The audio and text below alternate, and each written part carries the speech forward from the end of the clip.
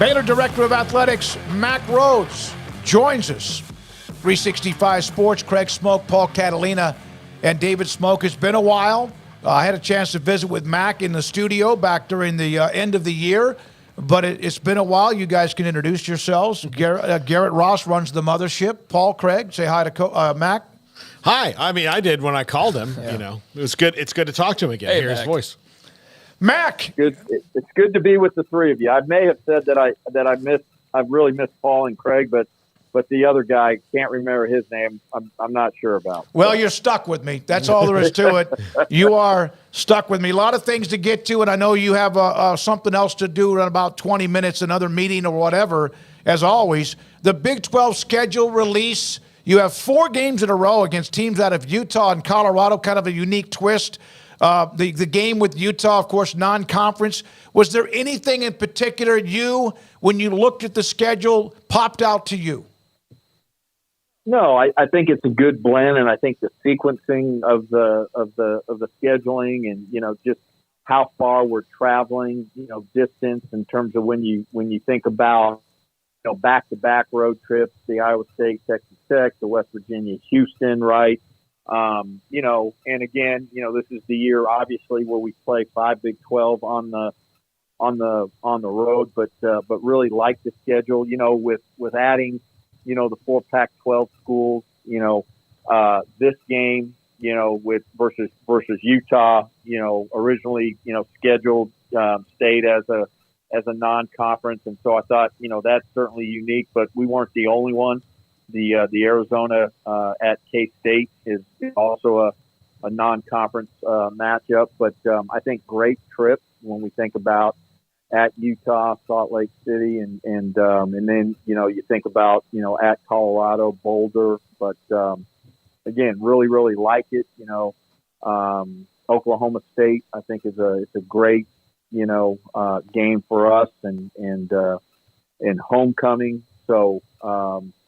All of those things. And then, I certainly grateful to the Big 12 just for recognizing the importance of the TCU matchup. That's one of 4 protected.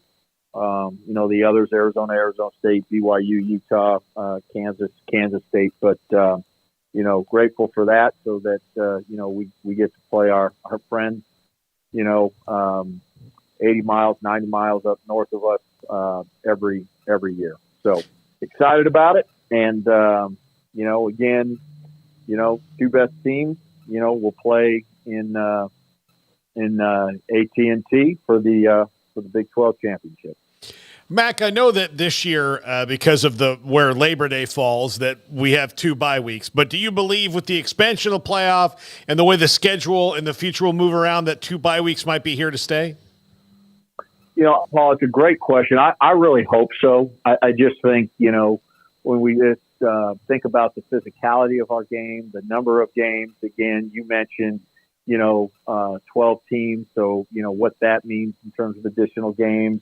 If you play in the conference championship game, right, then, also if it's not the 12th team, playoffs and then the bowl game. And so I like playing 12 over 14. I like the 2 byes, and I hope it's something that when we think about future of football, and as you all know, serve on football oversight committee, that it's something that we can be intentional about again in the future. Mack, I think one of the only, complaints, if you will, that I've seen with the schedule release across the league really has been, BYU and Utah fans who are hoping that rivalry would fall on rivalry week. I know the Big 12's got their established rivalries and also trying to create new ones as well. But I was just wondering, given the timing could you go into just kind of the philosophy there on the part of the conference when it comes to protecting rivalries, rivalry week, just kind of where games are placed and the emphasis of all that? Yeah, no, Craig, it's a great, it's a great question. And, obviously, you use a computer and you put in this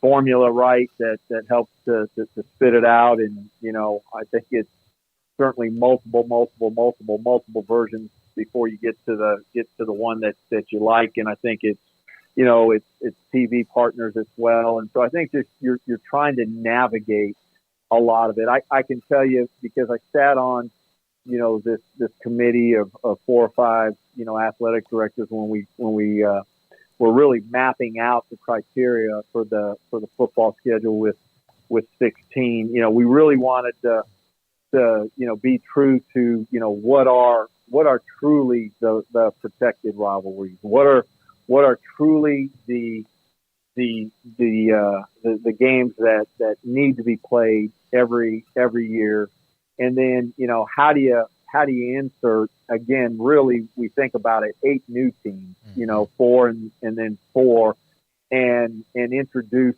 those 8 new members throughout the league, throughout the fan bases, them to the original 8, and then the original 8 to the new 8, right? And then how do you begin to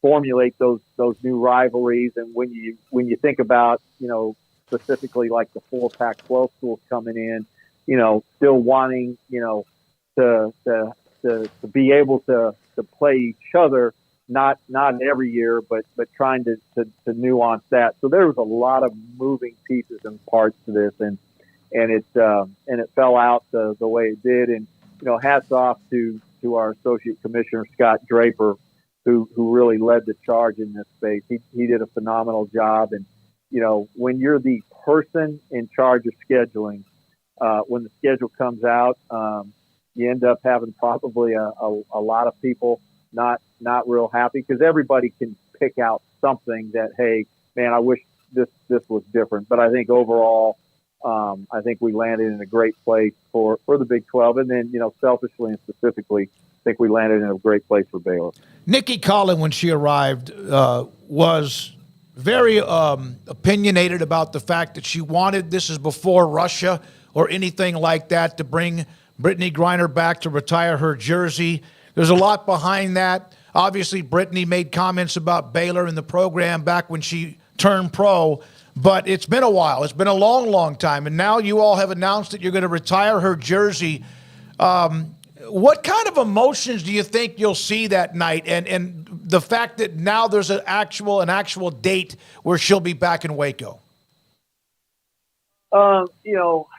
Again, I wasn't, as you all know, I wasn't here when Brittney was a student athlete and played here. I will tell you, the conversation, within the athletic department, by and from those that were here when Brittney played, what I've heard loud and clear is that she was absolutely beloved here. Yep.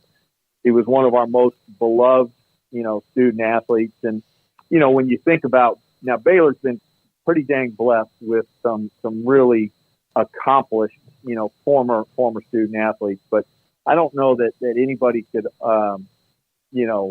rightfully argue that, Brittney is not, one of the very, very top. And when you think about just, her Baylor accomplishments, and what she meant to Baylor athletics and to the Baylor family, but also when you think about what she's meant to the sport of women's basketball, both nationally and internationally. So, we're excited to bring her back. I think it's going to be a great celebration and a great moment. And again, I continue to hear just how beloved, she was, when she was a student athlete here. And wow. I mean, you think about some of her accomplishments, a 2-time consensus national player of the year.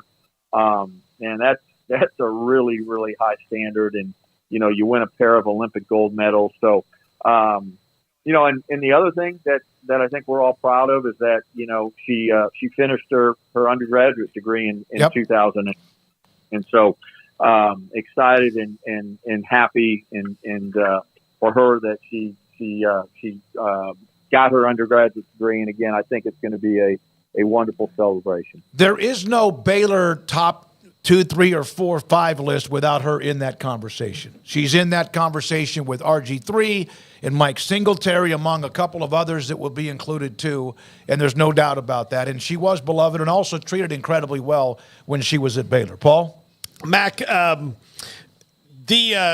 NCAA is investigating a lot of these NIL things. FSU had an agreement on their punishment, and Florida and Tennessee are getting investigated. We have talked about this before about simplifying the rules in that, because, when I read some of these violations, it seems like it's a super easy rule for coaches to break unintentionally, driving a kid to a meeting with an NIL collective when that same coach could go to that NIL collective the next night and have a fundraiser in front of, the people giving money and say, please give us money. Dropping a kid off seems to be a pretty minor thing. You have expressed interest in having the schools have much more of a direct say in it and control over and able to point things. Do you think that eventually they'll be headed in that direction? Because right now it seems like there's a lot of cases out there that the NCAA is going to keep investigating because these rules are pretty easy to break, and it's kind of chaotic. Yeah, this has been something that has evolved. As you all know, and as we've talked about, in the very beginning, right. I felt like as an athletic department, we couldn't even speak about it really. And had to be really, really careful in terms of, what we said, how we talked about it. And it was really, hands off. And then, later it changed and said, hey, the NCAA said, hey, you can come in and now assist and help. And so I think that's what we've been doing, and people across the country have been doing. I think as you spoke about it, I think where does that line drawn? I think it's just a really hard space to navigate. And I would say that with the Charlie Baker letter on December 4th, the new NCAA Division I subdivision, and mention of name, image, and likeness. And then I think, along with some of the antitrust litigation cases out there, there's 4 of them currently right now. I think you're going to see name, image, and likeness even evolve more. And whether or not, the athletic department, the institution can become even more involved, and or going as far as, hey, name, image, and likeness comes in house. And so you think about potentially like our Bear Foundation that raises money for scholarships. In the future, now all of a sudden are we raising money now for student athlete scholarships and name, image, and likeness. And so I think again in the next 12 months you're gonna start to see it maybe have a clearer pathway than what it does now. Mack, Foster Pavilion has been open for a few weeks now, and it's a brand new building and still being worked on to some extent, but you got a few games now under your belt. What have been your positive and I guess even negative impressions so far, or things I guess maybe you've identified that you like or want to improve? Just kind of give me your feedback, so to speak, so far and what you've seen at Foster Pavilion. Yeah, I think, again, with the Foster Pavilion still in progress, right? As you mentioned, Craig, it's still a construction site as we try to finish up the Allison Development Center, but also still some things within the arena portion of the Foster Pavilion. And I would say again, we were very intentional about wanting to play, the Big 12 season in the Foster Pavilion when we thought about certainly, home court advantage. And then, for both programs, and then, just thinking about, our seniors for both programs and giving them the opportunity. And so I think overwhelmingly it's been extremely, positive. However, anytime you move into a new facility, there are things that need to be tweaked and altered and resolved. And I think that, our facility staff and even our external staff, have done a great job of developing a list and of things that we need to, fix. It's like going through a house in a closing, right, where you've got a list of things that still need to be completed. And so I think that, we're certainly on top of all of those things, and we'll have to get to the end of the season to address them. Probably the biggest complaint, and no secret to you all, has been the discussion, the conversation about the camera angle, and it's been interesting. I've had people reach out to me personally that absolutely do not like the camera angle, whatsoever, or camera angles. And then I've had some reach out to me that they're like, it's fine for me, but it's something that we need to address. When we went through, obviously, the design process, we used an architectural firm that, was really great in the space of both NBA and college arenas. And, of course, they bring in a third party, and they do due diligence, a third party outside consultant when you think about TV production and camera location and angles. And so we went through that process. We even worked with one of our TV partners and their top production team in terms of, again, exact TV or exact camera placement and angles, meaning distance from floor, etc. The one thing we knew is that we were never going to be able to replicate exactly the Farrell Center, because that's such a horizontal building. This is a vertical building, and we were really focused on in-game, right? Fans on top of the action, and it being a very, very, very loud building. And I think that we certainly accomplished that. I think what maybe, quite frankly, surprised us is just, I don't know that we, even going through all of that due diligence, the difference between Farrell and Foster in terms of camera angles would have been as pronounced as what they might be, or what some people certainly think they are. And so it's something that we've got to solve, and certainly, we're working on solutions right now, but you're not going to be able to address that until the end of the year. So, but again, I think overwhelmingly it has been extremely positive, and people have been, really excited about the arena in general. Mack, thank you very much for your time. Good to have you back on. We'll talk to you again soon. And are you headed to Orlando with the basketball team, or are you hanging around town? No, Big 12 meetings at the end of this week, so I will be there, and miss you guys. And let's get some W's this week. Yeah. Women's basketball, big game Thursday versus UT, and men's basketball tomorrow night at UCF, and then Iowa State Saturday here at home, while women's basketball heads to Houston on Sunday. So let's get some W's in with both men's and women's basketball. That always makes people feel better. Any breaking news you want to give us now about what happens at the Big 12 meetings, or you just don't know yet? Well, you know what? I'll text you while I'm in the meeting. There you How go. about that? I will accept. I will accept it. Mack Rhoades, Baylor's Director of Athletics, with us. Good to have him back.